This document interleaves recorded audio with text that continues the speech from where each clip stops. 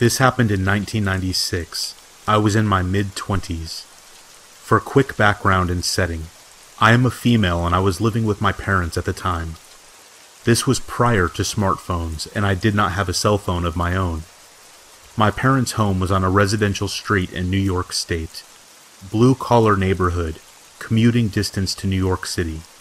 We lived down the street from an industrial area. A few old factory buildings that blended in with the houses and ultimately led to the town park and swimming pool, with the town dump beyond that. A strange mix of comforting suburbia and desolation. If you left my front door, went left down the block, and then hung a left at the first corner, you would be at the small gated entrance to the high school football field. The field was completely surrounded by a very tall chain-link fence with a few gated entrances. This small entrance was the only way to get into the field unless there was an event happening. The field was adjacent to the first of the factory building parking lots. I felt very lucky to be so close to the field because it had a track around it. The track ran directly around the field and separated it from the two large sets of bleachers. This was an old stadium, even in the 90s, and while the home bleachers had been updated to metal years before, the visitor bleachers nearest the entrance were still wood. The track was dirt. It was softer on the knees than concrete, so I liked to nip down there in the morning before heading to my train and do a quick 2 or 3 mile run for exercise. I usually had the track to myself in the mornings.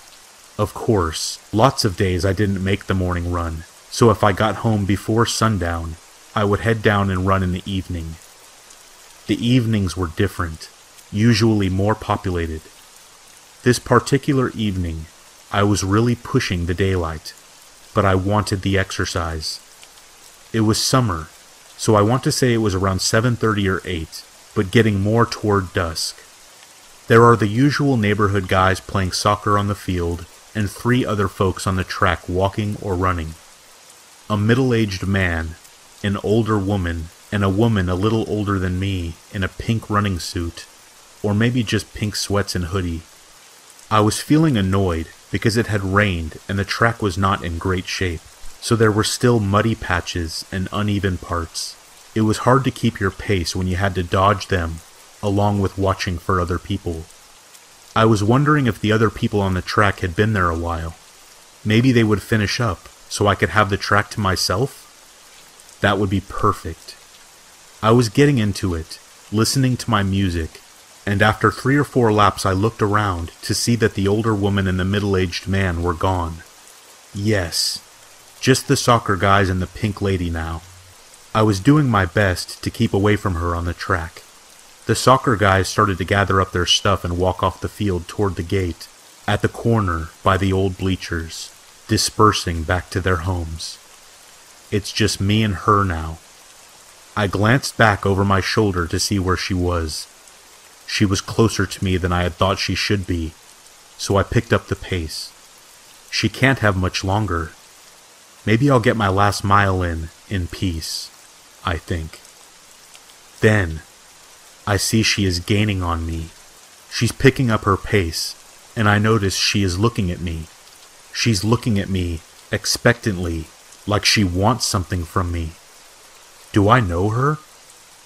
I really don't want to get into a conversation right now. I go a little faster as I'm passing the home side bleachers.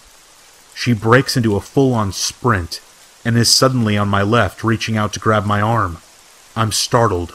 We both stop in our tracks, and I pull off my headphones. She leans in close and says low and slow, "I was going to leave earlier, but you were still here, and I didn't want to leave you alone." Oh, great. I back up and start to cut her off and tell her that I'm fine, no problem. But then, she says it. "There's a man under the bleachers." At that point, I looked past her across the field, and I see him, sitting under the old wooden bleachers all the way at the back, against the cement wall, kind of blending in. I can make out the grayish hair beard, and white tank top. He's just sitting there on something. A bucket, maybe? Watching. I can't stay any later, she said quietly. I have to go. Be careful. She starts to walk away. Thanks, I said.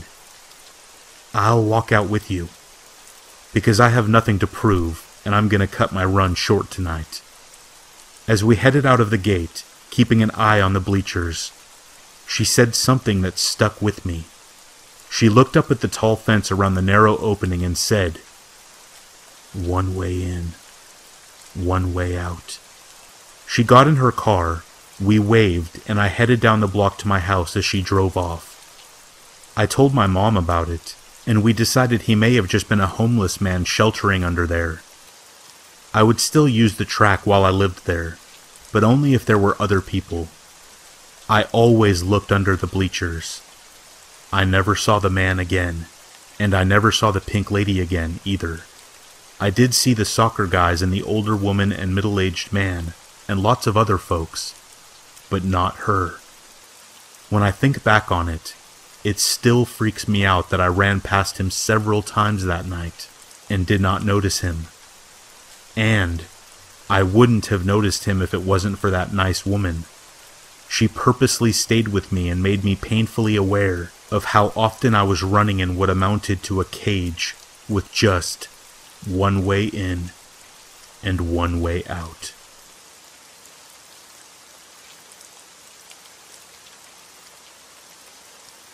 When I was growing up, I lived in rural Alabama, about 30 miles north of a place called Mount Pinson. There really wasn't anything around, just houses. Nothing like a neighborhood in the traditional sense. No stores, nothing. We had one police officer, and he was pretty friendly. He was my best friend's uncle. He would often let us ride around with him because nothing really ever happened. There wasn't a recorded murder or anything beyond someone being drunk and a public nuisance. He didn't even arrest people for that. He would just ferry them home. We had this lady who was all alone. Her husband had died a few years earlier, and she was very lonely. She called this one cop over everything. If some kids were in her yard playing, she would call this cop, saying she was being harassed. She did it because she was lonely and just wanted the company. No one could figure out why she wasn't just nicer to the kids, or anyone around the neighborhood. One day there was this new kid kicking around near this little spot that we liked to hang out. It had a nice climbing tree and a rope swing. My friend and I, being interested in this kid, introduced ourselves. He told us stories of living in a big city and how fun it was. We were mesmerized at the time. He taught us some new games to play. We generally had a good time. Unfortunately, his father was a real jerk. It turned out this kid was the mean old lady's grandson, and his father had lost his job and went back to stay with his mom while he recuperated. Since the kid was around, she had warmed up a little to us and would invite us over for snacks and stuff. We obliged, being kids, because we were always down for some free treats. One day, the new kid never showed up to our little spot again. We figured he was busy with his grandma and was just doing other things. A couple of days went by, and my friend told his uncle. His uncle said that he would take a look. He let us tag along because he never imagined anything weird happening. It took about 10 minutes to make it up the windy dirt road to her house. It was quicker just to walk through the field. It took maybe 2 minutes to do. Well, we got up there, and he instructed us to stay by the car, and we obliged. He knocks and knocks. No answer. Their car is there. He knocked again, this time louder. No answer. So he circled around to look in the back. My friend and I decided to try knocking ourselves. It didn't seem like a bad idea at the time. We went up to the door and knocked. Nothing. My friend grabbed the doorknob and turned it, and I asked him what he was doing, and he pushed the door open. We both almost threw up instantly. It was like the smell was a physical force and pushed up against us. It was so vile. You can't even imagine. My friend's uncle made his way around, and when he got to the porch, by the smell, he knew immediately what had happened. He instructed us to go to the car and wait. He went inside to look around, and then came bolting out of the house and threw up on the grass. He had tears in his eyes. Not like he was crying, but because he had just seen something that nobody is supposed to see. He went to his car to contact someone. My friend took off, and I went after him. He was intrigued, and so was I. I felt a little more bolder following him in. We tiptoed inside, and the first room was completely clean. Nothing to see. But then, we walked into the kitchen and saw that the kid was stuffed into the oven, burnt. He had clawed at the glass front of the door and actually scratched it. You could see his hands, his face. It looked like he was still alive, trying to get out. My friend and I just sat there, in complete shock, for what seemed like eternity. It was so surreal. My friend's uncle snapped us back to reality as he came running in the house and grabbed us, screaming, yelling, telling us never to disobey him again. He took us both outside, and we just sat there. The entire evening we didn't say a word to each other or anyone. My friend's uncle dropped me off later.